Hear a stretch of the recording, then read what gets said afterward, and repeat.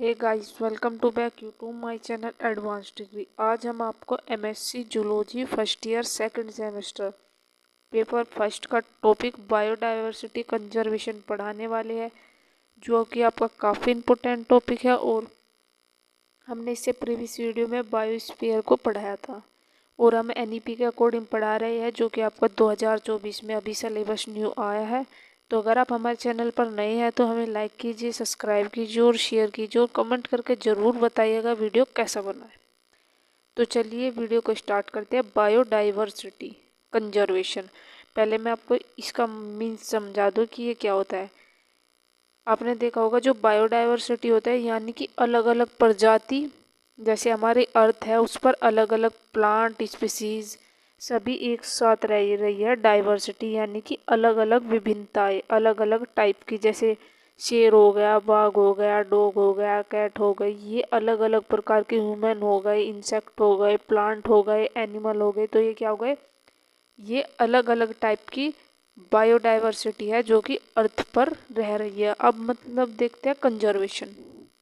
जो आपका conservation word है, इसका मतलब है किसी भी चीज़ को कंजर्व करके रखना, यानी कि उसे कैसे सुरक्षित रखा जाए, यानी कि कंजर्व करके उसे कैसे सुरक्षा प्रदान की जाए। तो देखिए, जो ये बायोडाइवर्सिटी है ये इंडिया में और इंडिया से बाहर भी इसलिए बनाए गए हैं ताकि किसी भी प्लांट या एनिमल कोई भी एक्सटिंक्ट होने वाला है, यानी कि उसकी प्रजाति खत्म होने वाली है, तो उन्हें कैसे कंजर्व करके रखा जाए, उसे ही बायोडाइवर्सिटी कंजर्वेशन कहा जाता है। और ये सभी की, जो कह सकते हैं सभी के देश में जो सरकार होती है वो इन चीज़ों पर बहुत सारा पैसा भी खर्च करती है और नई प्लांट या स्पीसीज विदेश से अपने देश में लाती है, और यह अपने देश की जो ख़त्म होने वाली जो भी प्रजाति हो, प्लांट की हो, एनिमल की हो, उन्हें कंजर्व करके रखती है।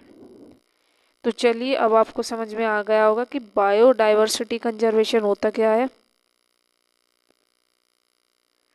तो देखिए, जो बायोडाइवर्सिटी कंजर्वेशन है इसका मीन्स होता है प्रोटेक्शन ऑफ बायोडाइवर्सिटी, यानी कि जो बायोडाइवर्सिटी है उनका प्रोटेक्शन करना।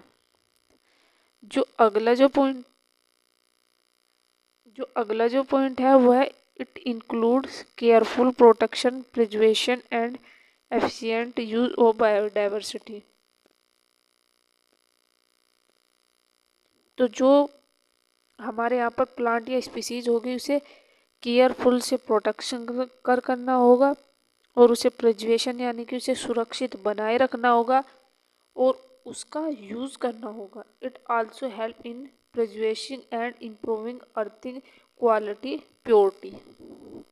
Also help in maintaining harvesting balance of nature resources, यानी कि कुछ जो हमारी अर्थ है, कुछ ऐसे प्लांट या एनिमल होते हैं हमारी अर्थ पर जो एक दूसरे को खाकर अपना जीवन यापन करते हैं। कुछ हार्वेस्टिंग होते हैं, कुछ मेंटेनिंग होते हैं, यानी कि हमारा जो अर्थ है वो बैलेंसिंग होकर चले या बैलेंस होए। जैसे आपने फूड चेन को देखा होगा, जो फूड चेन है वो पूरे अर्थ की बनी है क्योंकि एक दूसरे पर डिपेंड है। क्योंकि अगर उसमें से एक भी, आपने फूड चेन में प्राइमरी, सेकेंडरी, टर्सरी देखा होगा, अगर उसमें से हर्बीवोर्स, ये आपने देखा होगा, वोल्फ होता है, ग्रास होती है, लोयन होता है, अगर उनमें से एक भी चीज़ मिसिंग है या एक भी चीज़ नहीं है तो जो हमारा अर्थ है वो क्या हो जाएगा, अनबैलेंस हो जाएगा। अब टाइप ऑफ बायोडाइवर्सिटी कंजर्वेशन देखेंगे, यानी कि इसके भी टाइप होते हैं। जो बायोडाइवर्सिटी होती है, पहला जो है वो इन सीटू कंजर्वेशन, दूसरा जो है वो एक्स सीटू कंजर्वेशन। जो इन सीटू कंजर्वेशन है ऑन साइट कंजर्वेशन, यानी कि इसे ऑन साइट बोलेंगे, और जो एक्स सीटू कंजर्वेशन होगा इसे ऑफ साइट कंजर्वेशन बोलेंगे। तो देखिए, सबसे पहले किसे देखेंगे, इन सीटू कंजर्वेशन। ये क्या होता है, तो biodiversity is protected in it is nature living area. तो जो बायोडाइवर्सिटी होती है ये क्या करती है, ये प्रोटेक्ट करती है नेचर लिविंग एरिया को। तो जो लिविंग एरिया है यानी कि जो नेचर की जो प्राकृतिक चीज़ें हैं उन्हें क्या करती है, उन्हें प्रोटेक्ट करने का काम करते हैं।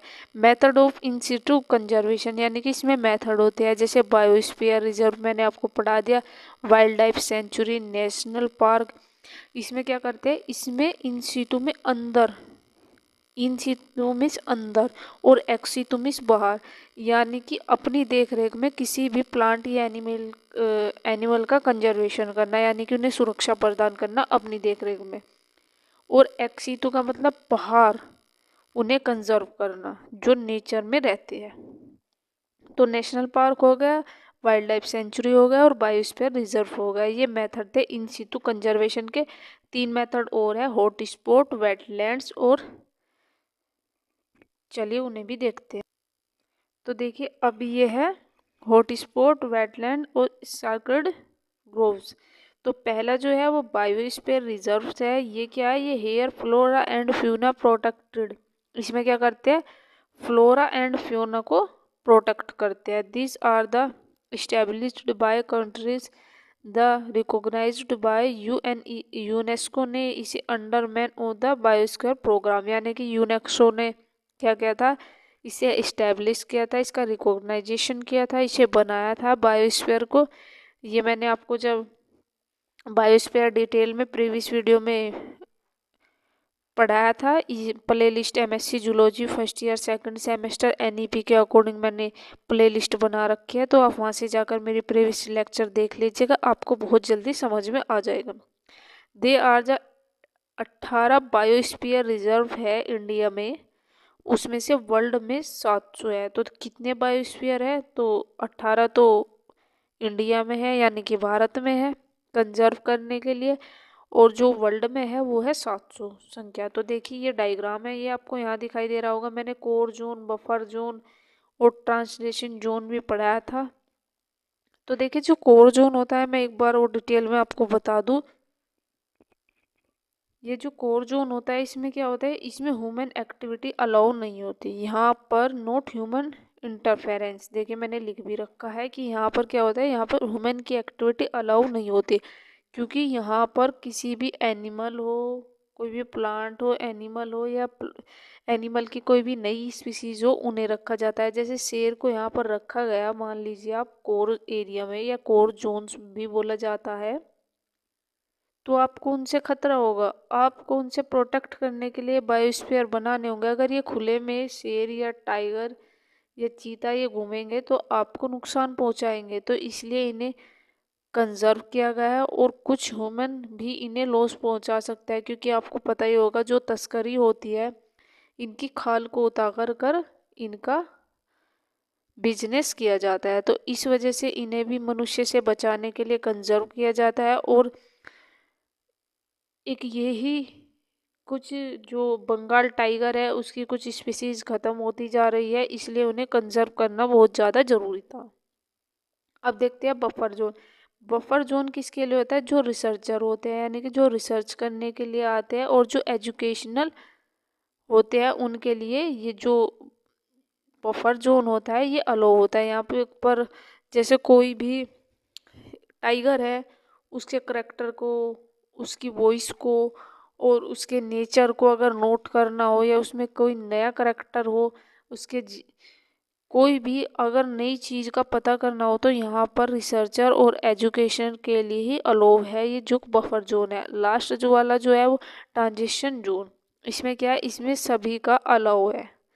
यहाँ पर टूरिस्ट आते हैं देखने के लिए। आपने देखा होगा कुछ बायोस्फीयर होते हैं जहाँ पर सभी घूमने के लिए जाते हैं, जैसे Bengal tiger, tiger conservation biosphere होते हैं, वहाँ पर सभी जाते हैं घूमने के लिए। तो वो कौन सा जोन होता है, वो ट्रांजिशन जोन होता है। तो आई होप कि आपके ये जोन सभी समझ में आए होंगे कि कितने जोन्स होते हैं। 3 होते हैं, एक बफर जोन, एक कोर जोन और एक ट्रांजिशन जोन। तो Indian first biosphere reserve in the Nilgiri est in 1986, और नॉर्थ का बार असम में था, और सिंपल बीआर उड़ीसा में था। जो ग्रेट निकोबार था वो बायोस्फीयर वो अंडमान निकोबार में उपस्थित था। तो देखिए अब इसमें दूसरा जो मेथड देखेंगे वो वाइल्ड लाइफ सेंचुरी देखेंगे कि वो क्या होता है और उसमें किन्हें कंजर्व करके रखा जाता है वाइल्ड लाइफ सेंचुरीज में। तो देखिए जो ये वाइल्ड लाइफ सेंचुरी है, अबाउट 566 वर्ल्ड लाइफ सेंचुरी है, यानी कि इसमें 566 वाइल्ड लाइफ सेंचुरी है इन इंडिया। तो कितनी है? 566 है इंडिया में। Area is the dedicated is the wild life sanctuary under provision of the wild life protection act 1972। तो किसके तहत ये प्रोटेक्शन लाया गया? 1972 में लाया गया। और animal habitat and surrounding are protection for any sort a the disturbance killing poaching. तो भारत में जो WIS है वो कहाँ पर स्थित है? वो राजस्थान में स्थित है। और गिर जो है वो गुजरात में है। और प्रियार में केरला में उपस्थित है। अब देखते हैं कुछ नेशनल पार्क, जो कि नेशनल पार्क जो है ये वाइल्ड लाइफ के कुछ नाम आपको नोट करके रखने होंगे, यानी कि याद करने होंगे, तभी आपको ये याद होंगे कि कहाँ पर कितना है। अब देखते हैं नेशनल पार्क। तो यहाँ भी प्रिजर्व वाइल्ड लाइफ को रखा जाता है। सेव फ्लोरा एंड फ्यूना, यानी कि जो फ्लोरा होते हैं, जो फ्यूना होते हैं, उन्हें सेव करके रखा जाता है। रिस्टोर नेचर बैलेंस, यानी कि जो नेचर का जो बैलेंस होता है उसे रिस्टोर किया जा सकता है। Betterment of wild life and biodiversity, यहाँ पर न्यू ह्यूमन की नो एक्टिविटी होते हैं। Intervention in the allowed. और world largest national park of Greenland. तो वर्ल्ड का जो लार्जेस्ट यानी कि जो सबसे बड़ा जो नेशनल पार्क है वो कौन सा है? ग्रीनलैंड के नाम से है, जो सबसे बड़ा ही नेशनल पार्क है। तो अगर आपसे पूछ लिया जाए कि वर्ल्ड का जो सबसे बड़ा नेशनल पार्क है वो कौन सा है, तो ग्रीनलैंड के नाम से है। Indian and largest national park is the Hemis high altitude MP। ये कश्मीर में उपस्थित है। जो इंडिया का जो सबसे बड़ा नेशनल पार्क है कहाँ पर उपस्थित है? जम्मू कश्मीर में उपस्थित है। जिम कोवर्ट NP उत्तराखंड में। और south button NP Andaman Nicobar में उपस्थित है। तो कहाँ पर कौन कौन से उपस्थित है? कौन कौन से उत्तर प्रदेश में है, कौन से नेशनल में है और कौन से इंटरनेशनल में है, वो सभी आपको याद रखने होंगे। अब देखते हैं हॉट स्पॉट क्या होता है। तो बायोडाइवर्सिटी रिच एरिया, यानी कि जो ये एरिया होता है वो कितना होता है? रिच होता है, इसमें बायोडाइवर्सिटी ज़्यादा पाई जाती है। हाई स्पीसीज एंडेमिक्स होती है, हाई स्पीड रिचनेस होती है इसमें। In world there are 36 hot spot. तो कितने पाए जाते हैं? 36 पाए जाते हैं। In India these are 4 hot spot पाए जाते हैं। तो इंडिया में कितने पाए जाते हैं? 4 हॉट स्पॉट पाए जाते हैं। अब देखते हैं इसमें वेटलैंड। तो देखिए जो वेटलैंड है ये remains submerged in water either throughout the year. Chilika lake और Orissa wetland support aquatic and well as the terrestrial organism होते हैं। अब बात करते हैं एक्सितु को। इन सितु मैंने बता दिया, ये ऐसा कंजर्वेशन होता है जो कि इस ये देख रेख में किया जा सकता है या अंदर किया जाता है। जो एक्सित होता है वो बाहर होता है। जैसे biodiversity is protected outside in nature habitat. तो कहाँ पर होता है? जो नेचर का हैबिटेट होता है वहाँ पर इसे कंजर्व या प्रोटेक्ट करके रखा जाता है। Varieties breeds genetic material is the protect. तो जो वैरायटी होती है, जो ब्रीड्स यानी कि जेनेटिक्स होते हैं, वो प्रोटेक्ट करते हैं उन्हें। Method of ex situ conservation for animal the enclose.